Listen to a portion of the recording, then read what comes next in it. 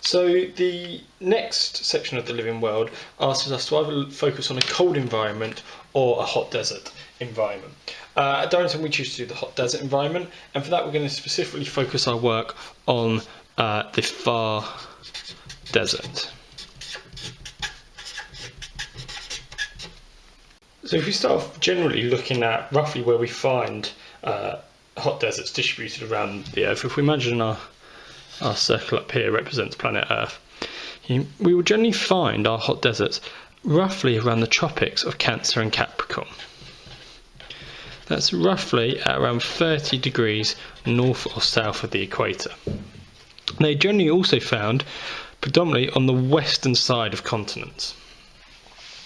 In terms of their spread, you generally won't see them extending any closer to the equator due to the fact that there's normally high levels of precipitation at the intertropical convergence zone near the equator. Hot deserts are predominantly defined by their lack of precipitation. Okay, for it to qualify as a hot desert, you're looking at less than 250 millimeters of rainfall annually.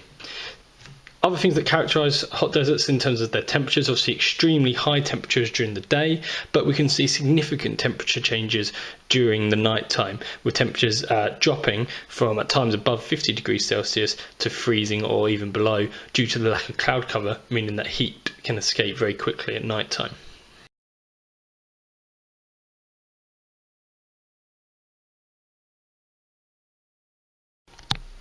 Now the first aspect of the case study that we're going to look at is the vegetation adaptations to the physical environment. And in the same way that with the physical environment of the rainforest, you need to make clear links between how the vegetation is adapted to both the climate and the soil that it experiences in the hot desert. We're going to start off with our traditional kind of cactus here.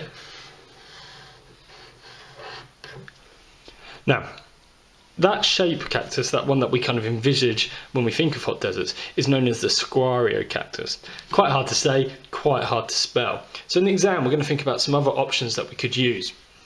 And there are a variety of species of cactus that we could talk about. One of them is the prickly pear. And the other one is the barrel cactus. Now, both of those I think are relatively easy to remember, and that just gives that extra bit of detail in the exam because you can be really specific about the type of species, not just general desert vegetation. Barrel cactus in particular, pretty easy to remember in the fact that it actually acts like a barrel, it stores water within it. And that leads us into our first major adaptation. Most desert vegetation would be classed as something that we call a succulent. That means it's hollow and is able to store water within itself. This means it can store large amounts of water when it does rain so that during dry periods it has a water source. To help it preserve that water source, you've got to remember evapotranspiration is going to be very high in that hot climate. Most of our vegetation will have a waxy cuticle. That prevents water loss through evapotranspiration through the skin. To further support this loss and to further adapt to that harsh heat and temperature of the physical environment, most of our desert vegetation will have very small leaves or needles. Okay? This reduces the surface area and reduces the size of the stomata of the leaf, therefore reducing the amount of water loss. The Joshua tree is not a cactus, but is an actual tree that exists in the hot desert, and whilst it does have leaves rather than the spikes or spines that most cactus will have, again it has incredibly small leaves to try and reduce that water loss. Same situation for other desert vegetation such as the yellow daisy. One of the other things that the desert vegetation can do, and things such as the barrel cactus are capable of doing, is they have something called a pleated skin. This means that the skin is folded, and what it can do is it can expand and basically unravel those folds during periods of heavy rainfall to allow for the storage space and size to increase, and therefore it can hold more water if there is a period of extremely high rainfall. Now, moving on to the soil, we've got to look at the roots. We have two major types of roots in most desert vegetation, particularly in the prickly pear and barrel cactus. We have long tap roots. These extend a long way down into the soil below the water table to access water that is stored in the soil below the ground where it hasn't been evaporated. The other advantage of these long taproots is they help bind together the sandy and loose soils and stabilise the plants in what is actually quite a mobile environment due to the high winds and loose soil. They also have a series of roots called horizontal surface roots. These extend very close along the surface outwards from where the vegetation is. Their whole purpose is to access any rainfall that does fall on the surface before it is evaporated once the high temperatures have returned. If the roots were further down, the water would probably evaporate before infiltrating into them. So as I said, they go very close to the surface, intended to get that water prior to evaporation.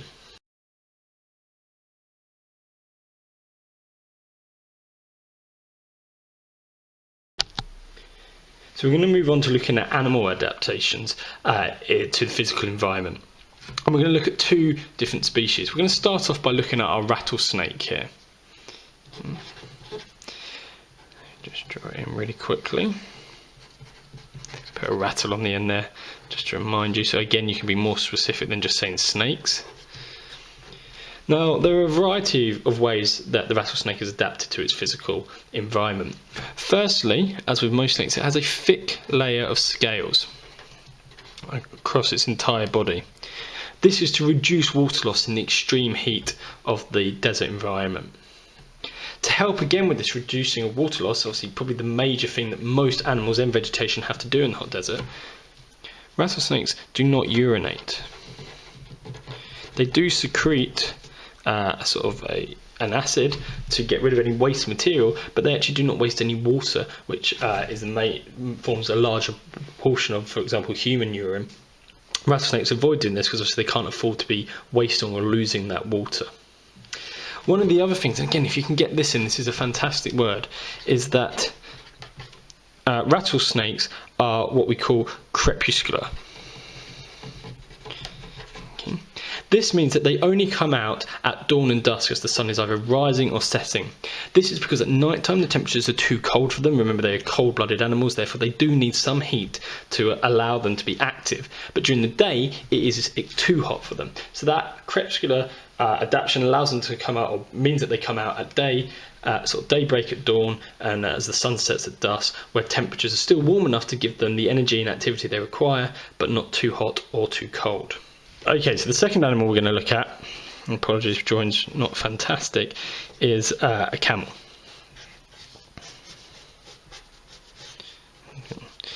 Yeah, it's probably our stereotypical idea of a desert animal.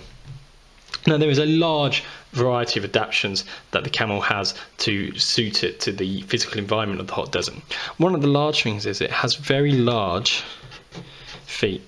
This creates a large surface area to reduce the pressure on the sand, allowing it to walk more easily on the loose soils. The bottom of its feet will also have a thick and kind of hardened sole to them, so that they can again endure the hot temperatures of the sand as they walk on it. What they also have is a thick layer of fur on their backs over the humps. The rest of their fur is very thin. This allows for heat loss on most of the areas, but then provides insulation from the extreme temperature of the sun on their backs, again reducing internal body temperatures and allowing heat to escape. One of the other things they have is very long eyelashes. These eyelashes are designed to keep sand out of their eyes during sandstorms and when walking around, so that they again can see where they're going and move around the hot desert environment despite the challenges of the conditions.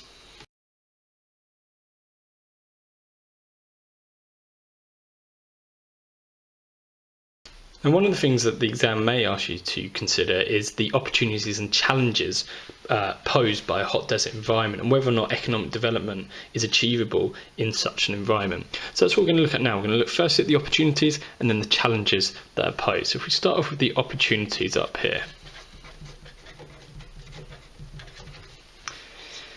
So we're looking for ways that people can make a living and develop economically in a hot desert environment. Now, one of the most obvious ones of those is tourism. Now, we've got to remember, we're looking at the Thar Desert. This is on the border of India and Pakistan. So it's not a traditional or very large desert environment, but it does have some tourist opportunities. Probably the most sort of obvious tourist attraction would be camel rides. And these are offered in large numbers in the Thar Desert. you're looking at roughly around 500 rupees per camel ride. That is equivalent to around £5 or £6. So it's not a particularly large economic income. If you were to compare that to other hot deserts in the world, for example the Mojave in the USA, where you would find Las Vegas, there's a much larger tourist income. One of the bigger financial economic gains in the Thar Desert is its energy sources. It sits on top of around 34 million tons of oil. I mean, for a hot desert, that's quite unique, and therefore provides a fantastic source of financial income by selling that to other countries. That is also supplemented by obviously a huge amount of solar energy available. Any hot desert naturally can provide a huge amount of solar energy. The Thar Desert actually has a 20,000 acre solar plant within it. And obviously that produces a huge amount of renewable and sustainable energy that again can be sold for financial gain to those people demanding energy. One of the problems, particularly with the oil, is that many of the companies that operate in the Thar Desert mining for that oil and selling it are not Indian or Pakistan companies. Therefore, most of the money made from it leaves the local economy and goes into the bank balance of large international corporations. We use the term economic leakage to describe that money leaving the local economy. One of the traditional sources of income in the Thar Desert is farming. Traditionally, most farming would have been done on a subsistence scale. That means farming for a family for themselves, so producing enough food to feed their family, and maybe having a small amount to sell on at market, but generally small scale farming. Obviously, in most cases that hasn't even been crop grown. That would be pastoral farming, cattle grazing, and so on, and generally done on a very small scale. However, the creation of a canal through the centre of the Thar Desert has allowed for irrigation of the land. And that irrigation has seen an increase in the amount of crop growing in the area. And we've seen a growth in commercial farming in the area, with large companies again coming in and farming the area. Obviously the high temperatures are perfect for farming if you can provide a water source, and the canal has allowed for that through irrigation. Again, we do see an issue here of economic leakage with money leaving the area, because most of these commercial farms are unlikely to be Indian-owned companies. A final source of income is mining. Now, in the Thar Desert, they mine for a material called gypsum.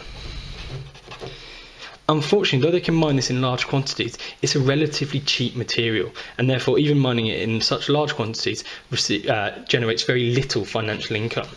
Again, if you were to compare this to other hot deserts where they mine for much more valuable materials such as gold in the Mojave, you're again looking at a limited financial income. Moving on to the challenges then. Do these in red just to change it up a bit. You've got to consider what are the obvious challenges to living and developing in an environment such as the Thar Desert or any hot desert. Now, the obvious one of that has got to be the extreme climate. You're looking at very extreme temperatures. We've seen temperatures such as 53 degrees Celsius reached in the Thar Desert. That obviously creates very difficult living conditions. It creates very dry soil, means growing crops can be quite difficult if you cannot provide a water source, and obviously just that heat also limits your ability to do things during the middle of the day. That kind of links in to the lack of rainfall or precipitation, as we said. On average in the Thar Desert, residents have to walk 3 to 4 kilometres a day as a round trip just to access a source of water. At many times the source of water may not be clean and therefore not particularly safe to drink, resulting in the spread of diseases such as cholera. These high temperatures and lack of rainfall also means that settling in one place is very difficult, because basically you have to move with the water sources, and if a water source runs out, you therefore have to move and find a new one. As a result of that, most of the people living in the Thar Desert would class themselves as nomads or travellers. That basically means that they move their villages or settlements around according to the sources of water. A lot of times, hot deserts are criticised for being highly inaccessible, and this makes economic development in them challenging. This isn't actually the case in the Thar Desert. It's one of the most heavily populated hot deserts in the world. So there are a large number of highways and roads that go into it and allow for big businesses such as our commercial farming companies and our mining companies and our oil companies to access the area. However, accessibility is still a problem due to the fact that though there are significant numbers of roads, the sand dunes of the Thar Desert are highly mobile, and during large storms and windy days, these dunes can basically be blown across the roads, causing temporary blockages.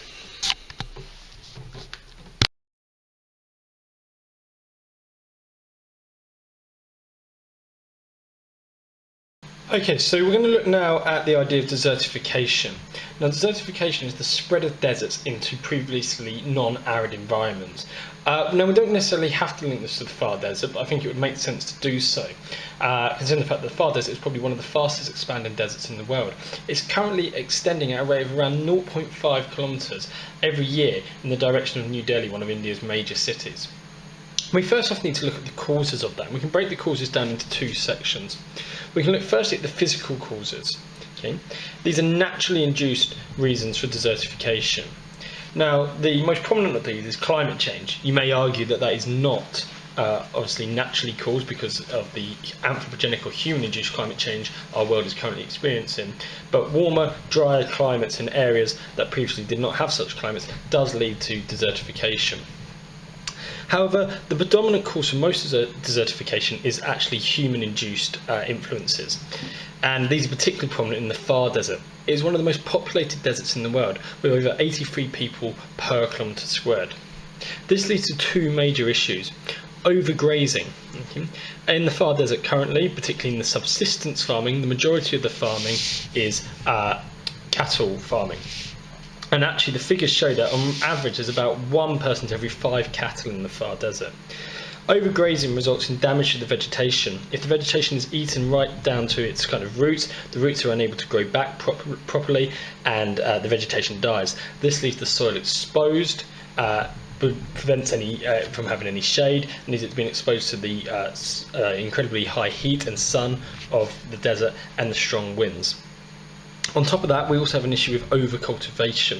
Overcultivation of the land, over-farming of it, can leave the soils nutrient poor or infertile. This leads to a reduction in natural vegetation in the same way that the overgrazing does, which again means that the soil becomes exposed to the elements of the extreme heat and sun. One of the other issues as well that we've seen in the Thar Desert, if we were to move back to our idea here about the canal being created to allow commercial farming, is over-irrigation of the land. And poor management of the irrigation system leaves a large amount of water sometimes sitting on the surface. In extreme heat, this then evaporates, but leaves behind any residue and things such as salt within the water. That then creates a layer on top of the soil that then prevents vegetation growth, which then leads to desertification. As we said, this preventing of vegetation growth, this eating it through grazing or destroying it basically through over-farming of the area, leads to exposure of the soil to the extreme heat and high wind, which means the soils quickly dry out and we see an increase in the amount of soil erosion.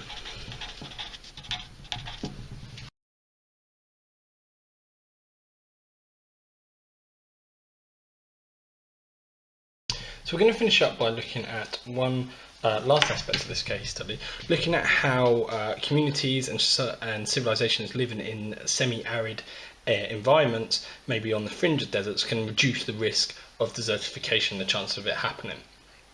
There are 3 major strategies that we're going to look at for that. We're going to firstly start off by looking at something that we call a tanker.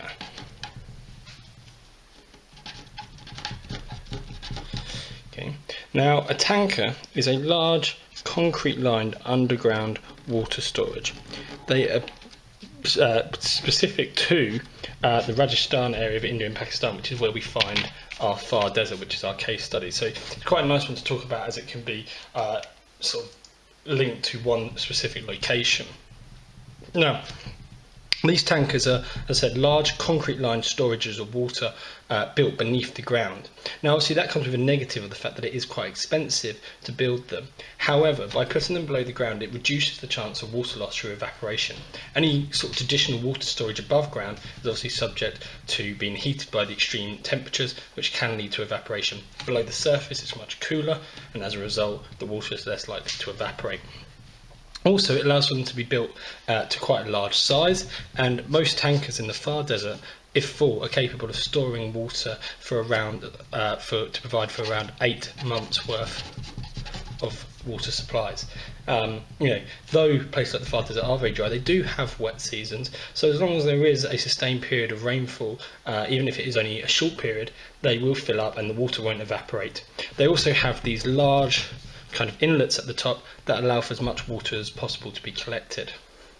At the surface or at the entrance as well, they will have like a mesh over them.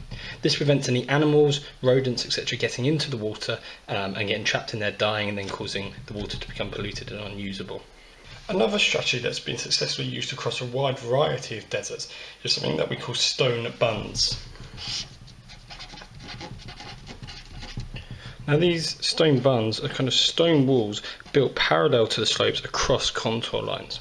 And what they do is they prevent the flow or slow down the flow of surface water down these slopes when it does rain. There are two major advantages to this. Firstly, it means that water builds up in the area behind the stone bund.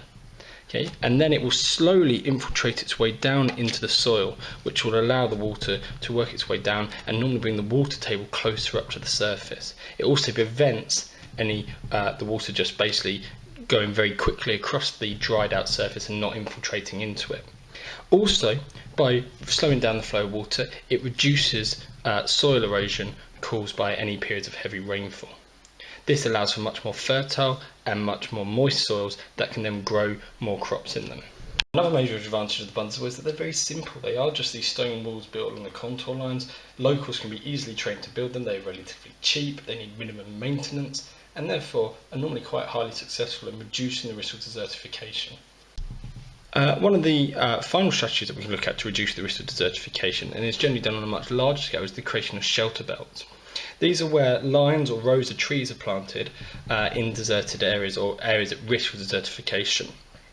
What they do is they provide a natural windbreak. This reduces the amount of soil erosion created by wind sweeping across the dry surface. On top of that, the trees provided a shaded area for farmers to grow crops in, and also a shaded area which allows vegetation to grow and for moisture to slowly seep into the soil rather than be immediately evaporated. This creates much more fertile soils and soils that have vegetation growing in them that can then bind the soil together to reduce the soil erosion. Obviously, the tree's roots also help with that. Another advantage is that the trees planted can grow fruit products that can then be sold at market by local people. So it has an economic gain and also an environmental gain in reducing the amount of soil erosion and providing shaded areas for crops to grow. However, there is one major negative. The shelter belts have been heavily criticised by experts in the sense that they create something called a monoculture. Because very few species of trees are capable of growing in hot deserts or areas at risk of desertification, there is only normally one species of trees used in this shelter belt. Because of the fact that it is encouraged to grow, it then can become dominant in these areas and outcompete natural species that would otherwise grow in that area.